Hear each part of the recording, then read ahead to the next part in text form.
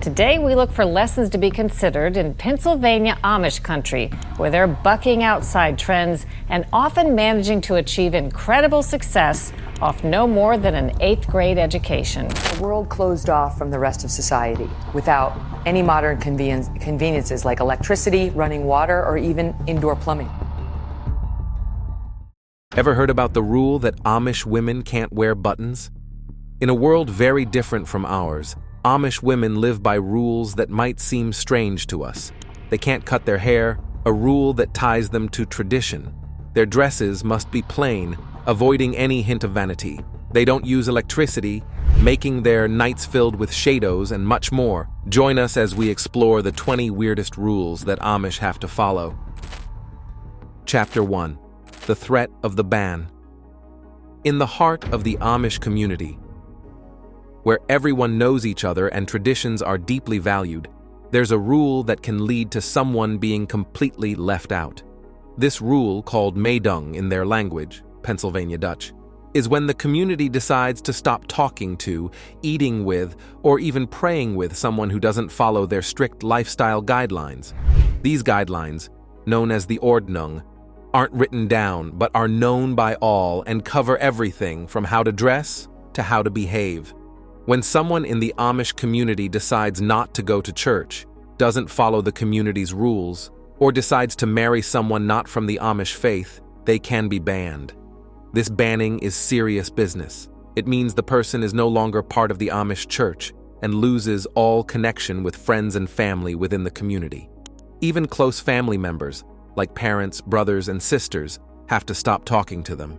This is because the Amish believe strongly in living a life that's in line with their faith and traditions. A single rule changes lives, showing how important unity and following tradition are. Chapter 2. Women don't receive higher education.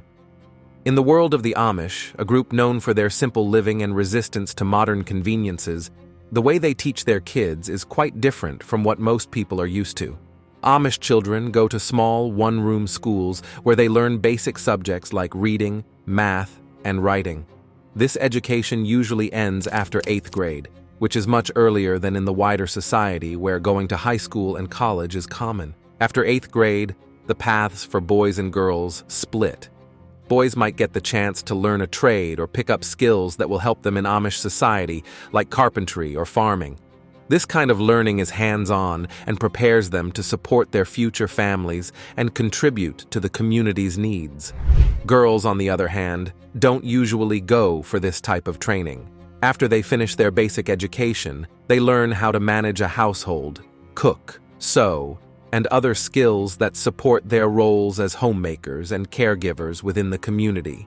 This difference in education between boys and girls is based on the Amish view of gender roles. Men are generally seen as the breadwinners, while women are the heart of the home, taking care of children and the house. From the risk of being left out, we move to how Amish kids learn, showing big differences in their schooling. Chapter 3. Birth control is forbidden. In the close-knit Amish communities, where traditions and beliefs are held in high regard, the idea of using birth control is not accepted. The Amish take the words from the Bible, "Be fruitful and multiply," very seriously. They believe that God decides the size of families, and using any means to prevent pregnancy is seen as going against His plan. This mindset leads to Amish families often being quite large, with it being common to see families with more than 5 children, and sometimes as many as 10 or more. In these families, the parents take on the significant task of providing for and raising their children, viewing each child as a gift from God. Parallelly, within these communities, there's a distinct expectation for women to follow their husband's lead. This expectation stems from their interpretation of biblical teachings that suggest a husband is the family's leader. As such, Amish women are raised to be submissive to their husbands, a trait that is deeply ingrained in their way of life. This doesn't just mean following their husband's lead in big life decisions, but also in everyday family and household matters. Amish women primarily focus on homemaking and child rearing, adhering to their husband's decisions as the final say in all matters. This division of roles and authority is a fundamental aspect of Amish life, underscoring their dedication to a life that mirrors their ancestors' ways and beliefs. Leaving school behind, we see how strong beliefs shape Amish family life and decisions. Chapter 4. Mandatory attendance, always. The Amish culture is known for its strong sense of community and tradition, one of which is the expectation for all members to participate in community gatherings. This isn't just a friendly invitation, it's a strict rule. From helping to build a neighbor's barn to joining a group of women in quilting or attending the weekly church services, being part of these activities is seen as a duty. These gatherings, often referred to as Gemeinschafts, meaning community events in the Amish dialect, are central to the Amish way of life. These events do more than just bring people together. They are crucial for maintaining the fabric of Amish society. They allow people to socialize, catch up with friends, and strengthen the bonds within the community. It's during these times that people share news, support each other, and work together on projects that benefit everyone. For Amish young people, these gatherings are especially important as they offer a chance to meet others in a safe and familiar environment, which can be important for finding a future spouse. However, the requirement to attend these events has another layer to it. It acts as a way to ensure everyone stays in line with the community's values. Since everyone knows each other, not showing up to an event can lead to gossip. This pressure to conform can be tough for anyone who might want to question the status quo or simply needs a break from the constant community involvement. At Amish gatherings, everyone comes together, showing how important being part of the group is. Chapter 5. They cannot use buttons. In Amish communities, the way people dress is really important and shows what they believe in. One thing you'll notice is that they don't wear buttons like most other people do. Instead, they use hooks, snaps, or pins to keep their clothes together. This isn't just a random choice. It tells us a lot about how the Amish value being humble and putting the group before themselves. They don't use buttons because they think buttons are too fancy and can make someone look too proud. The Amish believe in being simple and not showing off. They think carefully about even small things like how their clothes fasten to make sure everything matches their way of living. Also, they prefer simpler fasteners because they're practical. The Amish do a lot of physical work and want clothes that last long and are easy to fix. Hooks and pins are easier to handle and don't break as easily as buttons do. Moreover, avoiding modern things like buttons shows they don't follow current fashion trends that focus on showing off personal style. Instead, Amish clothes help everyone in the community feel equal and connected. Wearing these kinds of clothes every day is a way for the Amish to remember to live simply, humbly, and to think of others, which is very different from how most of society thinks about clothes and style. Switching from group moments to personal choices, not using buttons, shows how much the Amish value simplicity. Chapter 6. Distinct courtship customs. Instead of casually dating, Amish young people engage in a formal and respectful process known as courting. This approach is closely linked to their community's principles, emphasizing family involvement, respect, and a careful, purposeful journey towards marriage. In the Amish culture, courting isn't something done lightly. It begins when a young person develops a strong liking for someone. But before acting on these feelings, they must get approval from their parents. This shows the significance of family and honoring elders in their society. After getting their parents' okay, the courting starts. But it doesn't include typical dates like movies or dinners out. They get to know each other in group settings or at family events, keeping their interactions respectful and focused on understanding each other's beliefs, values, and personalities. A unique aspect of Amish dating is bundling, where the couple lies together fully clothed with a barrier like a board or blankets between them. It may seem strange, but it's a traditional method for them to connect and talk deeply without giving up their values of modesty and chastity. The courting phase is lengthy, lasting many months or even years. This gives the couple plenty of time to consider their compatibility and whether they're ready for marriage. This deliberate pace reflects the Amish's serious attitude towards marriage and their aim to establish a solid base for their future life together. When the couple feels prepared to wed, their wedding is usually simple, contrasting with the extravagant celebrations seen in wider society. The whole community often comes, highlighting the communal nature of Amish life and the support network available to the couple in their marriage. In Amish love stories, tradition guides how young people find their partners, blending love with long-standing customs. Chapter 7. Tradition of bonnets. When you encounter an Amish woman, the first thing you notice is likely her bonnet. But what does this item of clothing signify? Bonnets are an essential part of Amish women's attire, and they serve a dual purpose: modesty and humility. These distinctive head coverings are typically made from plain, solid-colored fabric and are designed to conceal a woman's hair, which is considered her glory, as mentioned in the Bible. By wearing bonnets, Amish women express their commitment to modesty, emphasizing that their inner qualities are more important than outward appearance. Another intriguing aspect of Amish bonnets is their use as a form of non-verbal communication. The style, color, and even the way the bonnet is tied can convey various messages within the community.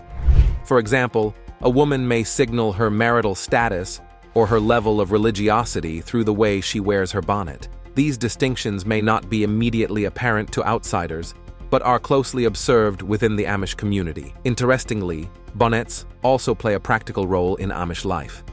They shield women from the sun, wind, and rain, ensuring their comfort as they go about their daily chores, which often involve outdoor work on farms. While bonnets may appear uniform and simplistic, they are a symbol of identity and faith for Amish women. They're worn from a young age and continue to be a part of a woman's attire throughout her life. Choosing a partner leads to wearing a bonnet, a sign of modesty and belonging in the Amish world. Chapter 8. Childbirth at home. The Amish approach to bringing new life into the world may leave you both intrigued and curious about their unconventional methods. In the community, childbirth holds a unique place as a deeply personal and spiritual experience that often unfolds within the walls of the family home. One distinctive Amish custom is the preference for home childbirth, foregoing the modern hospital setting. This is a decision that stems from their desire to maintain a separation from the outside world. Amish women typically give birth under the care of a midwife, a trusted member of the community with extensive experience in delivering babies. The midwives have learned their skills through years of practical experience and community knowledge, rather than formal medical training. They provide essential care and support, ensuring a safe and successful delivery. Home births also emphasize the importance of family involvement. Family members, often including the husband and older children, gather to support the mother during labor and delivery. The atmosphere is one of quiet and prayer, reflecting the Amish belief in God's providence during this profound life event. Amish women typically do not use pain relief medications during childbirth, relying on their faith and the support of the community to endure the process. The birthing room in an Amish home is a plain and unadorned space, reflecting the community's emphasis on modesty and simplicity. With new life at home, we see how Amish men and women have different roles, rooted deeply in tradition. Chapter 9. Women cannot become preachers. In the Amish community, the way men and women live and work is very clear and different from each other. Women are mainly in charge of taking care of their homes and families. This includes cooking, cleaning, and raising children. On the other hand, men have the responsibility of leading both in the church and the wider community. They are the ones who make decisions and take on roles such as preachers, ministers, or bishops in their religious gatherings. You might wonder why only men can hold these positions. This rule comes from how the Amish understand the Bible. They believe that certain parts of the Bible suggest that men should lead, especially in spiritual matters. Men and women in the Amish community have tasks that reflect their roles. Men, by becoming leaders in the church, provide guidance on moral and spiritual issues. They lead worship services and have a significant impact on the religious life of their community. Women, while they cannot become preachers, play a crucial role at home and in the church. They support their husbands and focus on creating a strong family unit. Women also contribute to the community's spiritual life by participating in church services, teaching children in Sunday school, and ensuring their families grow with strong religious values. Next up is one of the most secluded traditions in the Amish communities. Chapter 10. Rumspringa. In the unique world of the Amish, a tradition might seem quite strange and interesting to those unfamiliar with it. This tradition is known as Rumspringa, which comes from the Pennsylvania Dutch language, meaning to run around or journey into the wilderness. Imagine being 16 years old and suddenly getting the chance to explore a world you've only ever seen from a distance. That's what happens during Rumspringa. Amish teenagers are given a break from their strict community rules to see and experience life outside their usual boundaries. This means they can dress like non-Amish people, try out modern technology, and participate in activities that are usually off-limits. You might be scratching your head, wondering why the Amish, known for their strict and simple way of life, would allow their youth such freedom. The answer lies in the value they place on personal choice and faith. Rumspringa serves a critical purpose. It allows young Amish people to make an informed decision about their future. They can decide whether to fully embrace the Amish lifestyle and its responsibilities, or to live outside the Amish community. Young Amish face a big choice during Rumspringa, testing their freedom against their traditions. Chapter 11. They don't learn where babies come from. It might come as a surprise to many that in Amish communities, the topic of sex education is handled quite differently from mainstream society. The Amish have a distinctive approach to many aspects of life, including education, and this extends to how they teach their children about sensitive topics like human reproduction. The lack of comprehensive sex education in Amish schools is deeply rooted in their values and beliefs, which prioritize modesty, the sacredness of marriage, and a cautious approach to exposing young people to worldly or explicit content. Amish children, who usually attend Amish-run schools until the 8th grade, receive education emphasizing practical skills and moral teachings over broader academic subjects. While they might learn about general biology, detailed discussions on human sexuality and reproduction are typically not included in their curriculum. Instead, the Amish prefer to teach their children about these matters more indirectly and naturally. Observing animals on the farm and understanding the life cycles in nature serve as subtle introductions to the concepts of reproduction and birth. After exploring, they learn about life's beginnings quietly, focusing on family and moral lessons. Chapter 12. They rarely wear makeup. The Amish interpretation of beauty is closely tied to their religious beliefs. They hold the view that God created each person uniquely, and to alter that natural appearance with makeup would be to challenge the perfection of God's work. This perspective encourages Amish women to find contentment and confidence in their God-given looks, rather than seeking validation through cosmetic products. Moreover, the Amish community values the concept of being separate from the wider modern world, which includes a resistance to adopting contemporary beauty standards and practices.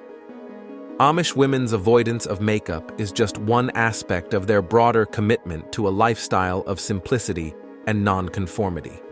However, this doesn't mean they don't express their individuality.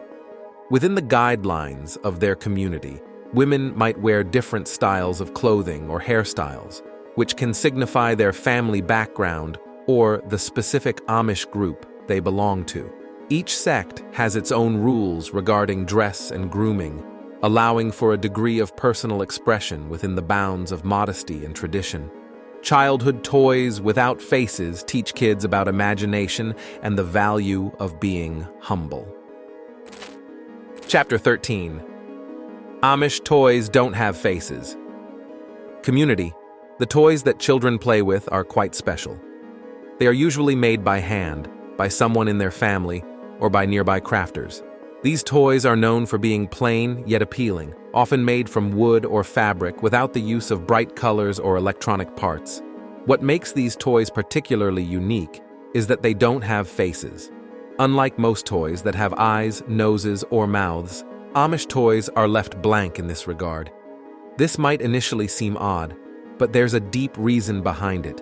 The Amish people strongly believe that not having faces on toys can help prevent kids from focusing too much on how they or others look. They think that if toys had faces, it might make children start to value looks too much, which could lead to feelings of pride or vanity. They want to avoid this and keep their community focused on more important values like humility and kindness. By not having faces on their toys, Amish children use their imagination more when they play. They can pretend the toy is feeling any emotion they can think of, rather than being limited to the expression painted on a toy's face.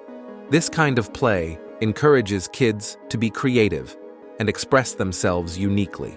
It also means that children's emotional attachment with their toys comes from their thoughts and stories, not just from the toy's appearance. Weddings lead to helping in the family home, showing how work and family ties are key to Amish life. Chapter 14. Amish Wedding Night.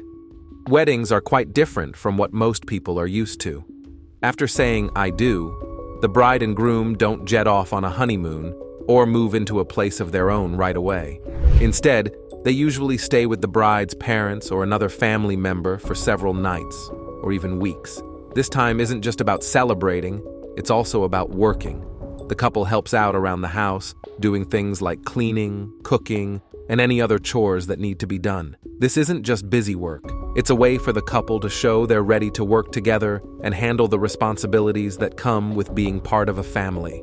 This period after the wedding does more than just keep the couple busy. It helps them grow closer to each other and to their new family. They learn about the daily life and routines of the household, which helps them bond with their in-laws and other relatives. This is really important in the Amish community, where family and community ties are very strong. By spending this time together, the newlyweds start their marriage with a solid foundation of mutual support and understanding. The practice also reflects the Amish values of hard work and community. Instead of starting their marriage focused on themselves, Amish couples begin by embedding themselves in the larger family unit. This approach emphasizes the importance of being part of a community and supports the idea that marriage isn't just about two people. It's about how those two people fit into and contribute to their community and family. As families come together to build barns, the Amish show their strong sense of community and teamwork. Chapter 15. Barn Raising. The planning is very careful, starting with choosing a day that works for everyone.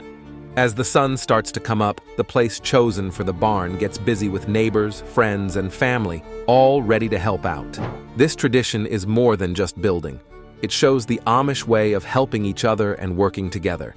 Men, women, and sometimes even kids join in, each person doing a specific job in building the barn. Some people cut and place the wooden beams, while others work on the roof or other important parts. The way they work together is amazing, with groups doing different things at the same time, all without using modern machines.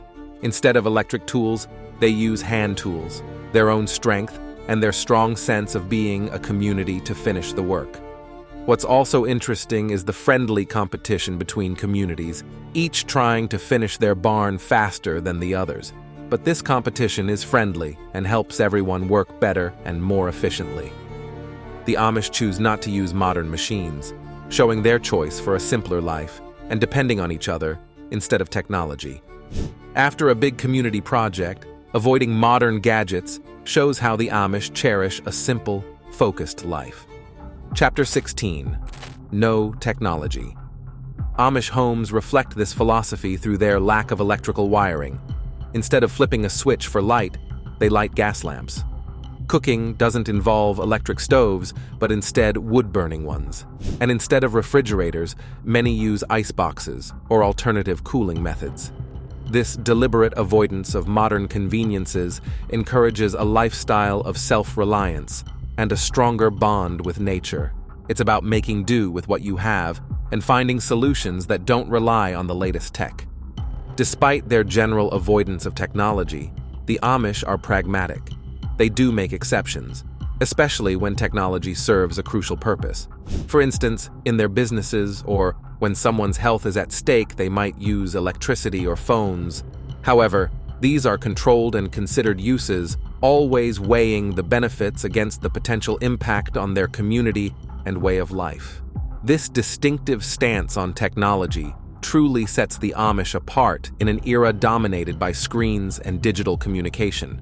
They believe that an overdependence on technology can dilute the values they hold dear, such as living simply and humbly.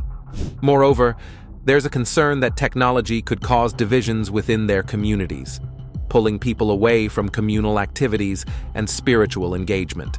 Despite avoiding some modern ways, the Amish skillfully use 3 languages, connecting family, work, and faith. Chapter 17. They're fluent in 3 languages. The Amish have a special skill that many people don't notice.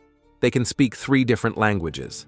This ability is an important part of their culture and affects both their everyday life and religious practices.